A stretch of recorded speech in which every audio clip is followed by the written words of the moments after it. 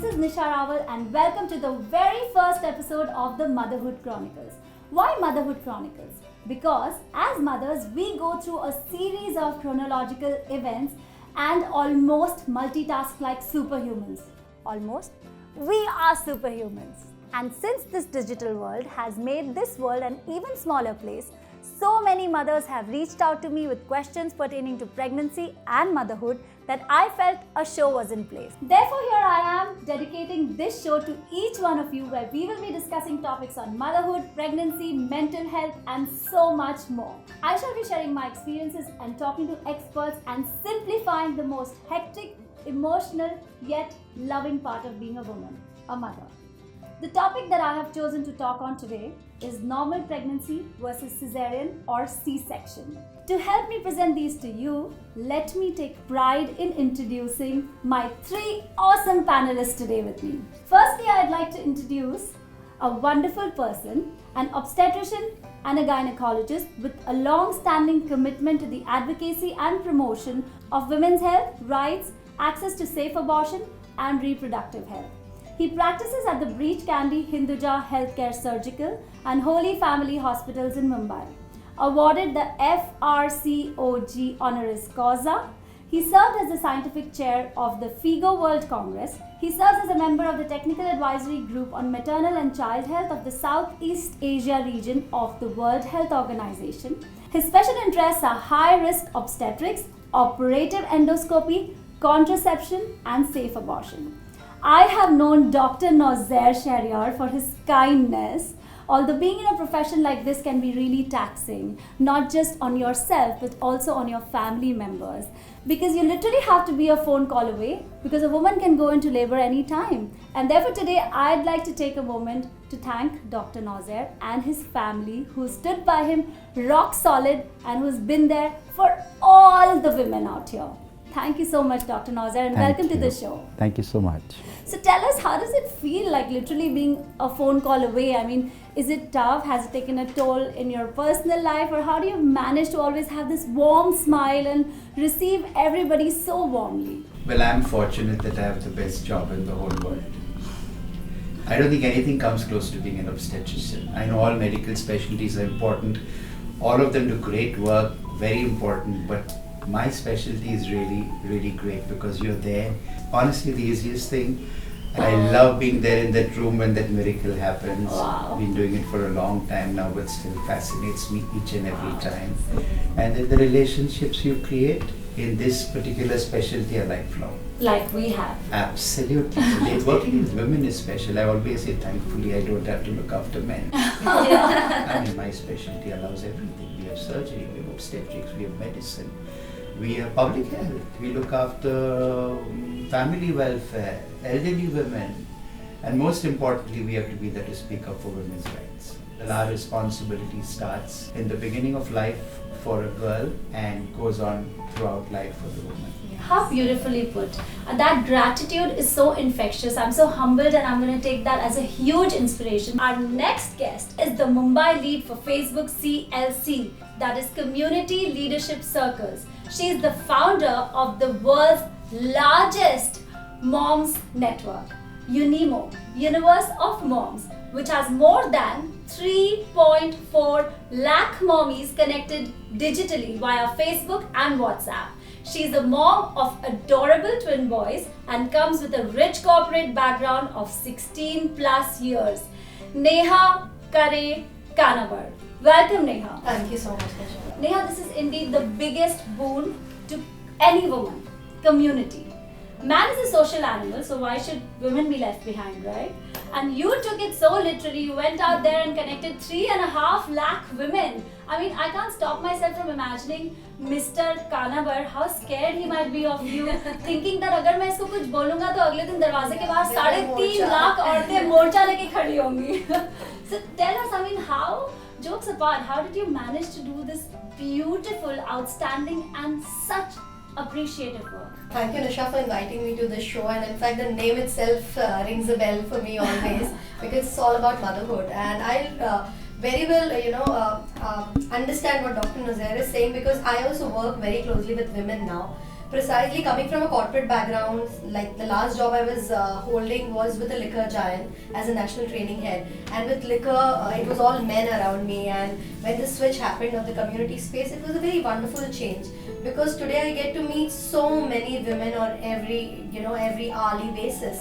And each of them leave a lot of impact in my life. They've started making me more patient, more wonderful, more understanding. So I suppose somewhere I have grown because of these women. And how it started was primarily because I'm a mother of twins.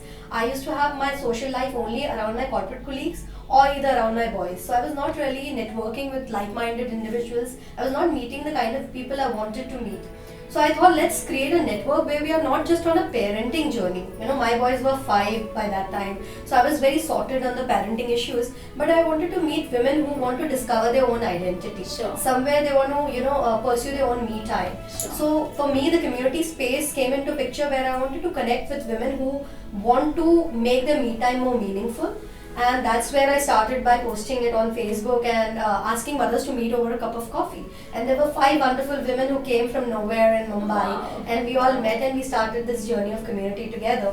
But I suppose the thought of, the tagline of my community says, "Ek break to banta hai." So take a break.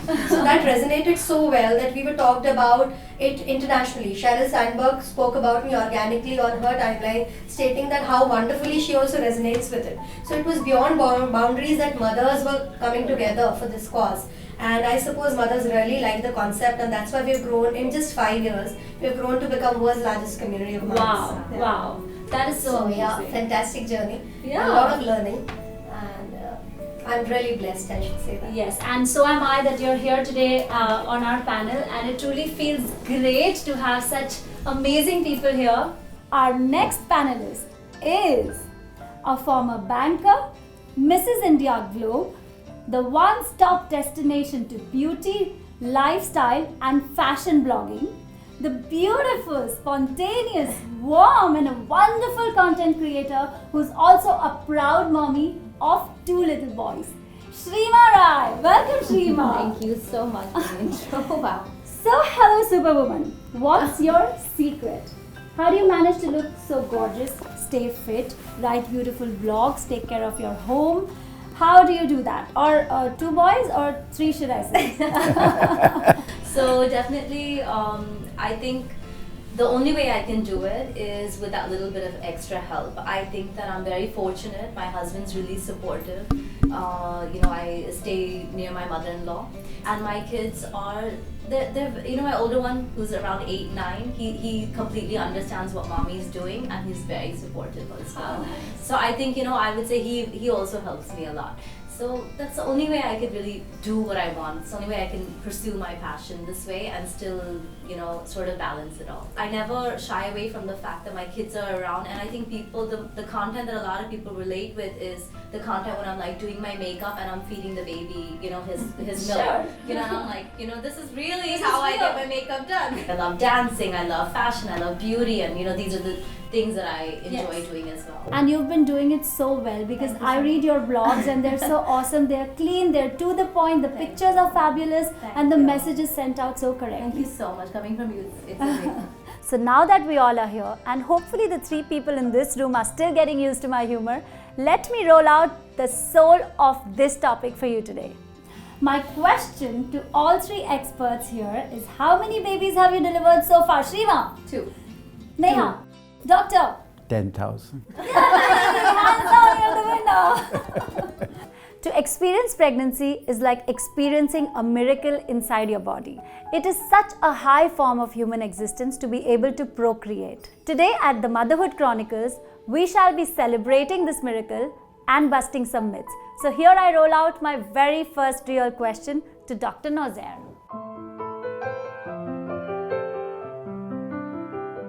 People say motherhood is measured by how you give birth. How do we justify that?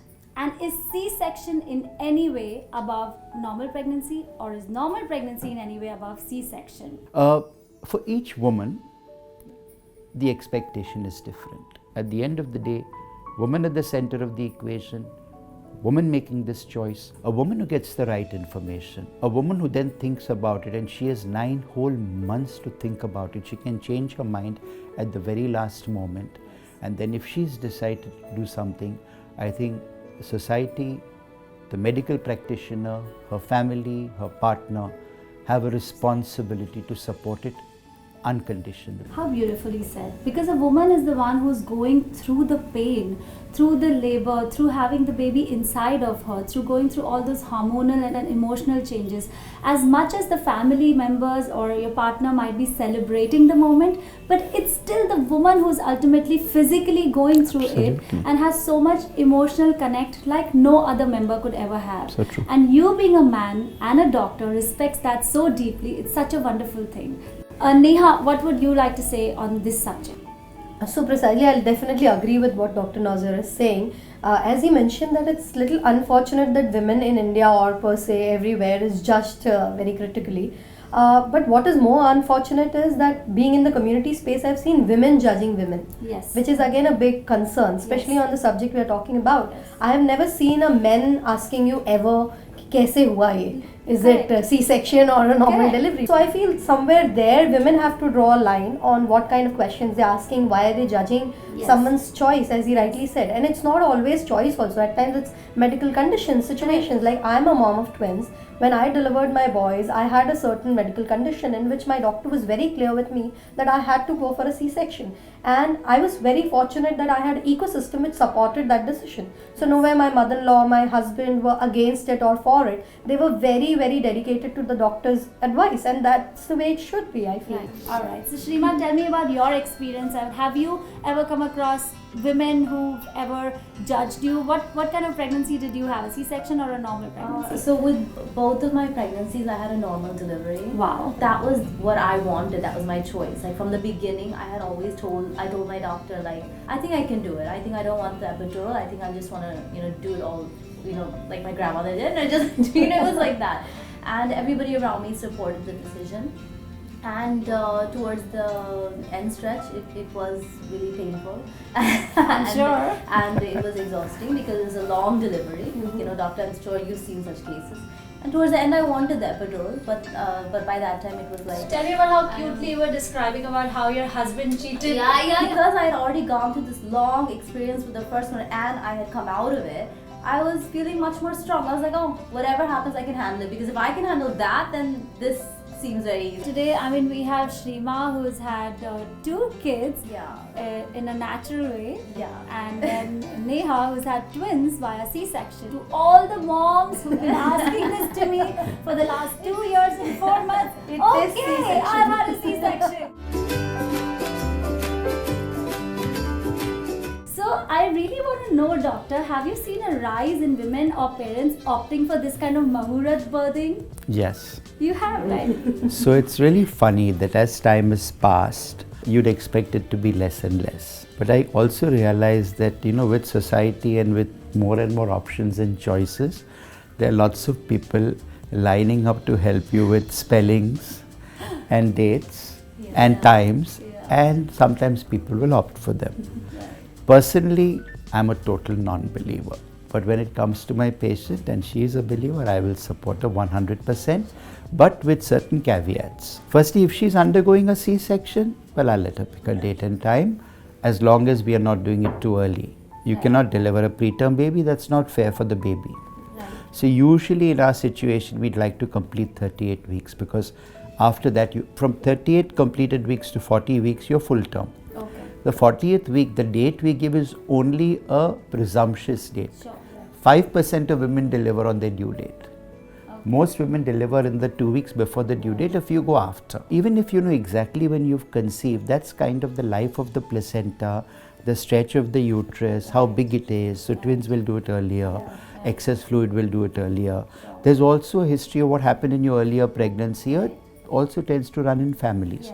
Yes, sure. So there's vaginal birth and there's abdominal birth. Sure. So suppose she's going to have a normal birth, and one is you induce labors for medical reasons, and she is say 39 weeks complete, and she says that this is really a great day, and there are lots of family advisors and gurus telling them, and she is favorable, then I might oblige her by admitting her tonight starting the process and delivering her sometime during the day tomorrow. I had a full-term pregnancy with twins, and I was given a due date of 1st to 10th October ke beech mein, and my mother was by my side, and she's a big Amitabh Bachchan fan. And we all know Amitabh Bachchan is born on 11th October, and she was like little, she had that in mind.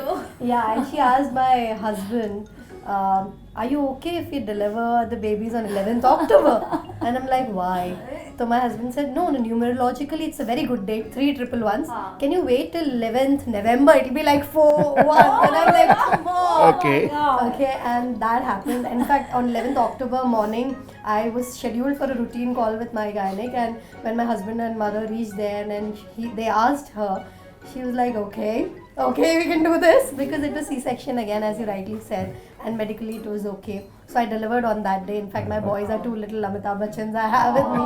And I feel, of course, as you rightly said, that if everything is ticked off well, Yes. Why okay, not? why Why not? not? Why not? So that brings us to the next question.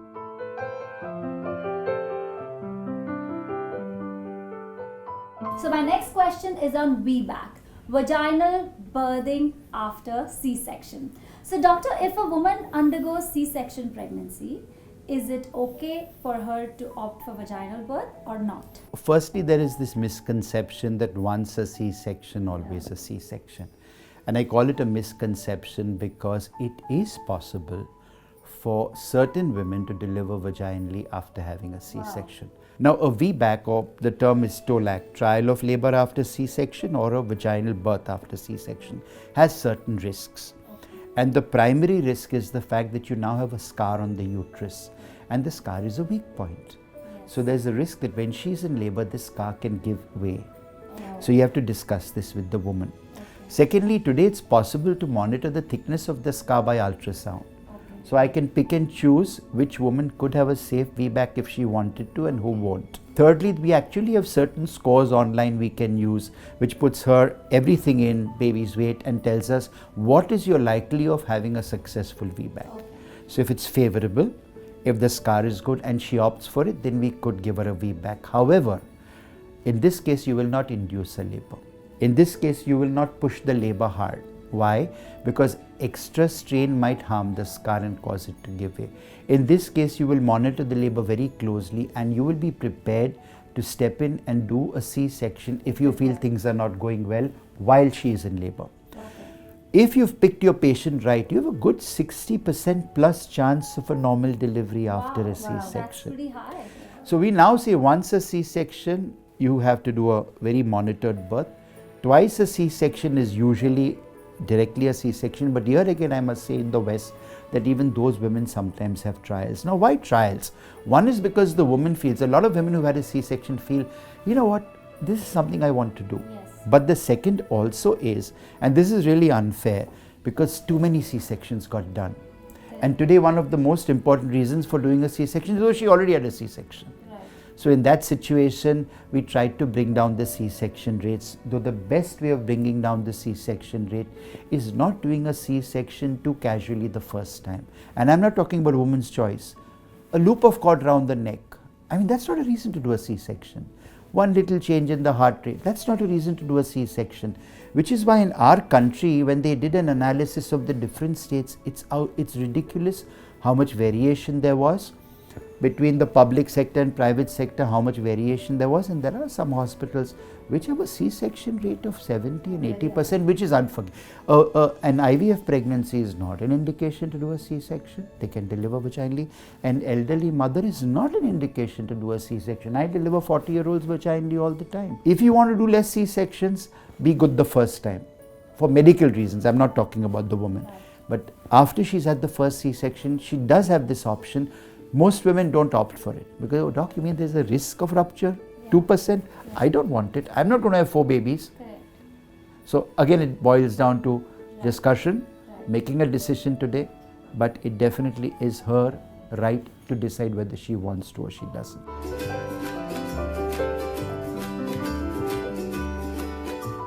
Could you tell us a time frame of the green signal that you might give to women for working out post-delivery? Like if you can tell us differently, how long after a vaginal birth can a woman start working out and after a C-section? The woman is more uncomfortable after a C-section because every time she moves, particularly gets up from lying down position, stands up from sitting position, she's going to contract her abdominal muscles. They have been cut, so it's going to hurt. But then a vaginal delivery has had a labor pains before. So it's it's not really one, you've had pain before in one and pain after in the other. But usually once the initial pain goes, the soreness goes, then I think within a week, 7 days, most women can start doing some exercises, normal or C-section, okay? Abdominal and back exercises, simple stuff which yoga actually kind of did, but today some of them have been modified as postnatal exercises. Walking can start immediately and should start. In fact, the walking can be on a treadmill, but I'd much rather the woman went out. More exercises can start in a graded manner. I would normally say that wait for about 6 weeks to really start doing more stuff, because for 6 weeks your uterus is still very large. And particularly after vaginal birth, your pelvic floor has been opened up and stretched to let a baby out. So you start your Kegels exercises within 6-7 days to try and bring it back to normal. And within 6 weeks, you can do just about everything. Within 8 weeks, you can hit the gym, whether it's a normal or a C-section. And you should. Now, do you get back to normal? Well, let's be very honest. Pretty much. Yes. But not absolutely. Yes. Pregnancy does change your body for good, okay? So they'll tell me, so there's this line in the center, dark line everyone gets in pregnancy, it never really goes away completely. Linea nigra. Your Medal of Honor, your Victoria Cross. You look at a woman, you look at her tummy and say, okay, she's had a pregnancy before. So we have medals of honor, we have tigress stripes, we have everything So, on our body. so the stripes. Now the best way of avoiding these is not to put on too much weight in Yes. pregnancy. Yes. There's only so much your skin can stretch. You stretch it more, you will have stretch marks. Yes. And if you are not blessed with the right genetics and your mother had stretch marks, you're going to have even more. And they will finally lighten and stuff, but they'll never go away completely. So be good in pregnancy. Do your exercises while pregnant. Walk, swim, everything. When you deliver, start getting back to normal immediately. Your ligaments, your muscles, your joints, everything needs you to come back to normal. And you have to desist from eating all the stuff you're forced to eat then. Yes. I mean, they're lining up, they've already started manufacturing laddus for you. And you just have to stop. Again, it boils down to a healthy diet, not a depleted diet, but definitely if women in London and New York and Tokyo can do without the laddus, India definitely can do without the laddus. I mean, I really ate crap. It was like, beta, तुमको जो खाना है खाओ, ये मन कर रहा है, तुम्हें वो मन कर रहा है, तुम्हें खट्टा खाना है, तुम्हें मीठा खाना है, तुम्हें तेल खाना है, घी खाना है, सब खाओ. And I literally, I was like, yeah, it's a party, and I kept stuffing myself until I became a pumpkin. No, but they were given a dabba. Yeah, me this too, big me too. With some ghee fried dry Ghee. fruits, and I was told every day, yeah, ghee. Yeah. But you're lucky. There are no restrictions. You can eat out. You can even have your occasional glass of wine. You can definitely have your coffee and your I remember tea. I asked you, doctor, can I do my acrylic nails and color my hair? Yeah. You're like, absolutely you can. Why not? Why shouldn't a woman want to be something she wants to be? So those restrictions are ridiculous. Absolutely. Like, I remember the first picture we released on social media was with Kavish's feet and my hands, and I had like a French manicure with my acrylic nails, and there were comments like, Oh my God. नाखून तो निकाल लेती, बच्चे को चोट लग जाएगी. I'm like, what the heck? I mean, sometimes I reply to them so that there is an example, but sometimes you don't have the time. So do you girls want to share that how long after pregnancy did you start working out or anything about fitness? Issues. Gain weight fast if I start not doing my cardio and eating. Yes, I do. I gain a lot of weight very fast. I just have to look at bread and it all will- over you. Yeah, I have the whole South Indian hips going on, all of that, and so I get asked a lot on my blog about this, and I did not really start working. I was working out during the pregnancy in the sense that I was walking, doing all that. But after I had the baby, that 40 days of being confined and eating like that, that big dabba and fish fry, and I'm South Indian, so we have a lady only to come home for 40 to 60 days to only do that, to only feed you like rich food. and to keep you on a 2-hour clock of eating and stuffing your face. And so you're exhausted, you're tired, you're like, whatever, just give me the food, I'm gonna eat and nurse the baby and go back to sleep and watch some Netflix, right? I took so much time to start exercise. I'm generally a 51 kg person. I gained up to 65 in both pregnancies, but I did not start working out fast because of that 40-day confinement, and then I got very lazy. I was just overweight for a really long time because that mentality of going back and sleep exhaustion, basically, because you had to I nursed for a year, so it was like, I was just exhausted, and I took my time. Right. So when people ask me, like, Shrima, how did you do it? My baby's 6 months and I haven't lost any weight.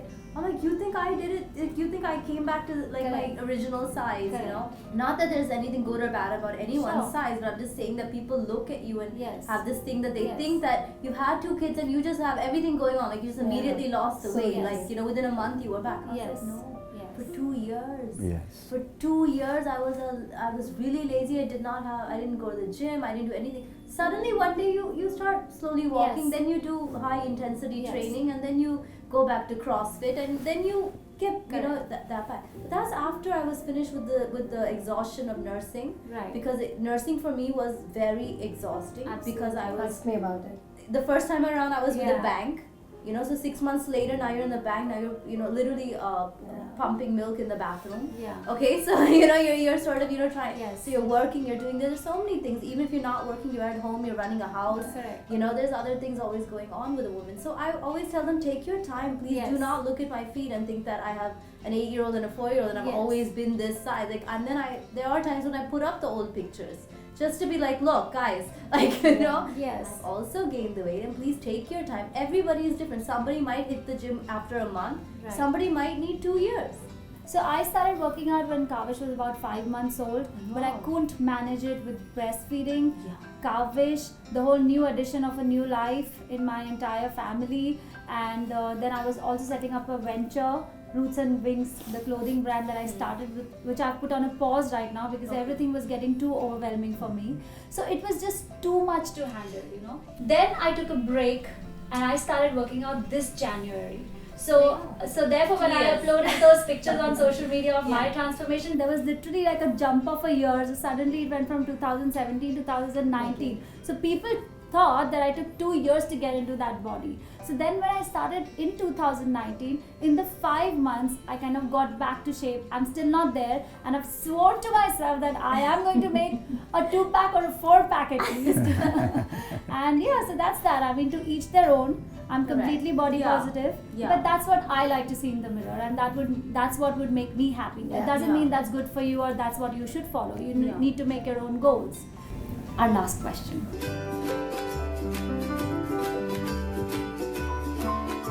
So what are the potential problems that a mother and a baby could face in a C-section versus normal pregnancy? Meaning higher risk involved in C-section or a normal pregnancy or vaginal? So as far as the fetus is concerned, if it's a complicated pregnancy, the C-section is an easier way out.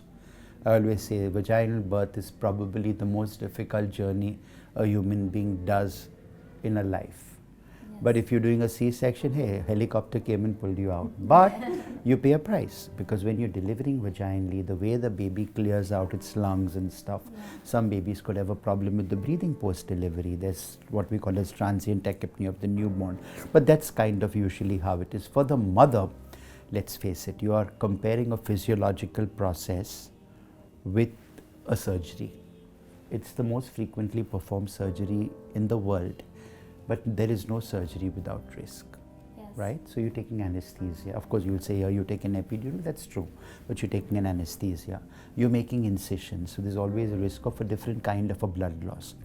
You normally lose twice as much blood in a C-section as you would in a normal delivery, right? You could injure organs, you could harm the bladder, you could injure something else. And most importantly, and this is where, while I completely support what a woman does, the woman should have the information. Today we are seeing certain new complications in obstetrics which weren't there in the past. There's a big challenge of the placenta being adherent, which we are seeing because the scar of the C-section allows the placenta to kind of go in and adhere much more deeply than a normal delivery. So this is So- during the second pregnancy. It's usually in the second or usually after 2 C-sections, maybe not the first. So these are all things which we are saying. Now, as far as I'm concerned, hey, you know what? It's my job to deal with this. Yes. It's my job to support her in making whatever decision she needs to make. But she needs to have this information while making a Yes. decision. Yes. Now on the flip side, and this is very interesting, I recently did a hysterectomy for a woman. She's menopausal. She had 2 normal births and now she's had a vaginal prolapse. What is that? The uterus and the vagina coming out.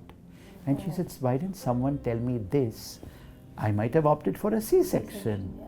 Now in South America, a lot of C-sections are done because the women there feel, no, we don't want to lose our vaginal anatomy, Yeah. our pelvic floor. There's no doubt that after incontinence is a bit of a problem after vaginal birth and stuff, which won't happen with a C-section. So it's a little complicated. At the end of it, I think facts must be placed, but one-on-one when it comes to recovery, when it comes to process, I would probably say that vaginal birth, since nature spent hundreds of thousands of years perfecting it, probably has an edge. See, this is so amazing that you, as a doctor, this is your profession, you do it out of so much passion and love, have actually laid out all the facts on the table. Yes. Where I see, obviously, C-section has a higher risk because it's a full-blown surgery, like Yeah. you mentioned. Yeah. This is the most beautiful part where you can be honest to your profession as a doctor, and that can only happen if you're passionate about Yeah. Your profession. and if you truly respect women in that sense. Right. So I really appreciate that honesty, doctor. Thank you so much for sharing. And you know, in my practice, I've practiced something for a long time now and I believe it. I shouldn't benefit from doing one or the other. So for me, there is a maternity charge. That's it.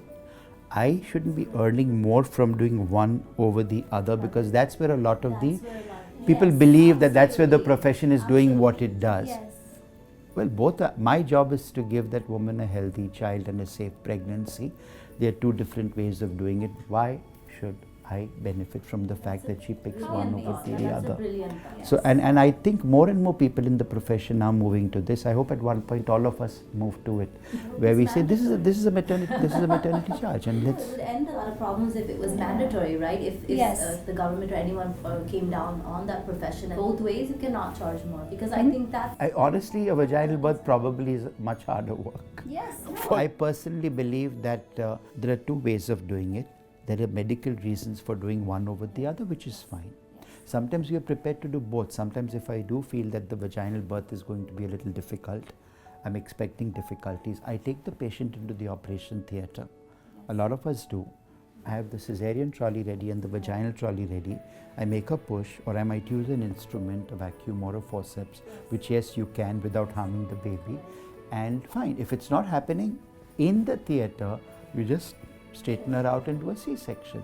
So sometimes we switch between the 2, but primarily I think one-on-one she needs to know what she is going in for with one and what she's going in for the other, so then she can make a decision with me. It's an informed choice that we make together. Yes. I think informed choice is the key word here, which should be the right of a woman in alignment with your gynac. Yeah. Moving on to the second segment of the show, playtime. The first game round is going to be a round where I will be asking the panelists quick questions and they have to reply quickly. Name 3 kid diaper brands, doctor. Huggies, Pampers, and I'll have to pass the third one to the mothers. Mammy Poco Pants. Yeah, I mean, I've seen that. I've seen that ad. Yeah. Yeah. Okay. Now 2 things that makes kids laugh. Neha. Okay, balloons and giggles. Oh, and good goody. Good. And tickles. Yeah, tickles. And one funny yet embarrassing moment with your child. just one. Rima. Oh my god, I'm the mom of 2 boys. Alright, so let's share 2, one of each. So my toddler right now has this whole thing of right when someone says let's click a picture, he gets very shy and he just keeps putting his hand on my breast. in a public gathering, if we're like taking a picture at a wedding or something, in every photo his hand is like. So he thinks if you were embarrassing him, he should also. Yeah, Or it's maybe because he's protecting you. Yeah. That's the most embarrassing thing currently happening. That's what I'm going through. He is a boy. He has a problem with what mummy's wearing. I mean, Wait and till he also, grows up. You know, I know it's a mama's boy thing. What your husband let you wear, your sons won't. No, am I already like that? Like I walk around the So this is super embarrassing, okay? So we had like my office staff working from home for my clothing brand, and I remember we were 2 or 3 girls, and we had our 24-hour cook who was on the other side of the kitchen, and I had an open kitchen, and we were standing at the breakfast bar, and we were all surrounded, and everybody shared their tiffins, and koi kuch chakli laya, koi kuch laya, we were doing all that silly stuff, having a tea break. And in the middle of all that, Kavish is just learning to walk, okay? So like hold things and kind of, stand. So I was wearing all these soft, full bloom pajamas at home, and he literally like took my pajamas and pulled it all the way down. And you should have seen my cook's face. He took like a huge That was so embarrassing. I didn't know whether I should bend forward. Yeah. You didn't know. But that is toddler life, Seriously. Now every time he comes close to me, the first thing I do is hold my hands. Alright. After you become a mom, no conversation is over without the mention of a diaper. So the second game is going to be what's in the diaper. So here with our panelists today, we have one of each diaper in their hands, and they have to open it up and smell what's inside the diaper. Now, before you start, if it goes wrong, then you will be given a spoon as a punishment, and you need to dig into the diaper and taste it. And tell us what it is. Come on, you guys can do it. It's just smelling like a diaper. This diaper. Go closer. I'm getting it. What is it? I feel mine is like, you should look at it first. But Okay. it is a healthy thing. It's Chyawanprash. Yes! Lovely. Right. I would have What's yours? Mine's honey. I think so. I have a very strong feeling you're getting that spoon, Shrima. Firstly, this is not normal poop. Yeah. So if it is this color, please call your pediatrician. Whatever time it is. Are you buying time to If it's a newborn, it could be, it's supposed to be golden yellow, and this is very brown, so it's more like chocolate would be than anything Yes, it is else. chocolate.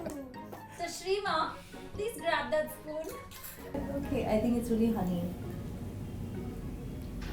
It's caramel. Yes, it's caramel. Woo! Caramel. Well done, panelists. Please clap for This yourselves. was the trickiest game I could It was. Look at the color, guys. So the last game for today is who is the baby?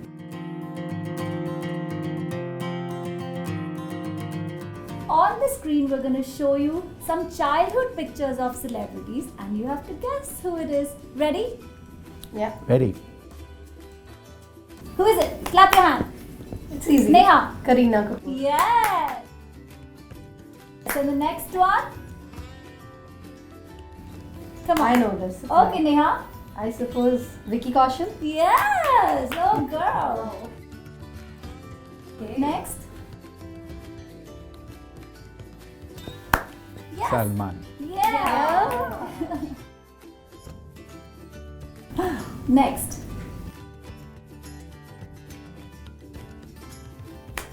Yes, Madhuri Neha. Dixit.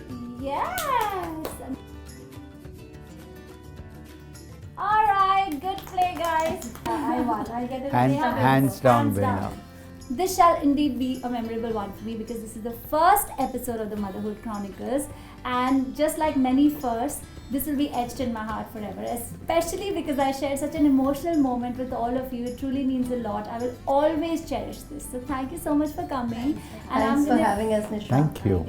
So I'd like all of you to share your valuable experience or a message that you would like to give out to all the moms to be and dads to be.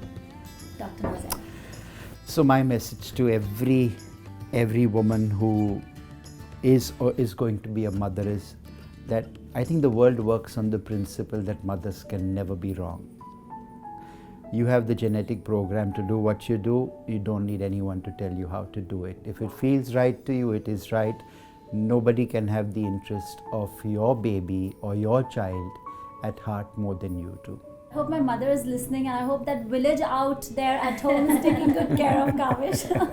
Neha, please tell us what you'd like to share. So 2 bits from my side. First is because your topic was regarding the birthing choices. I would like to just conclude it by saying that, when we are promoting one way or another in terms of birthing choice, somewhere we are dividing ourselves. Yes. women should not divide themselves. Stay in unity, because that's our superpower. Yes. And second thing from me is very community driven, and also with which doctor is also talking about. In the journey of motherhood or the Motherhood Chronicles, don't try to forget yourself.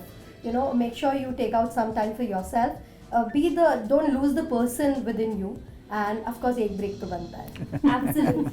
Shrima, please share something. So I think the message that I would want to share with anyone who's following the show is just remember that there's so much more to motherhood than sometimes what you may feel before you start the journey. I think there's nothing more important than having a happy mom around for your children.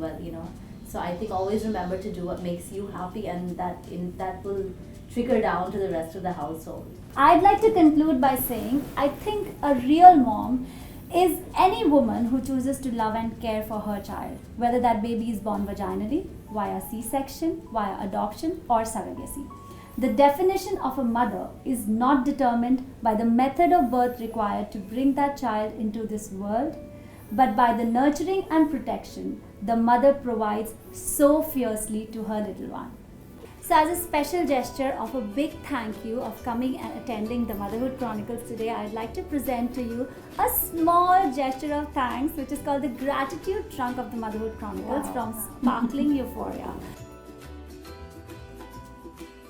I'll see you again on the Motherhood Chronicles with our brand new episode where we uncover facts, bust myths and share our journey on important topics like pregnancy, motherhood, mental health, childcare, parenting and so much more. This is Nisha Rawal signing off for now. Until then, happy Motherhood Chronicles to you.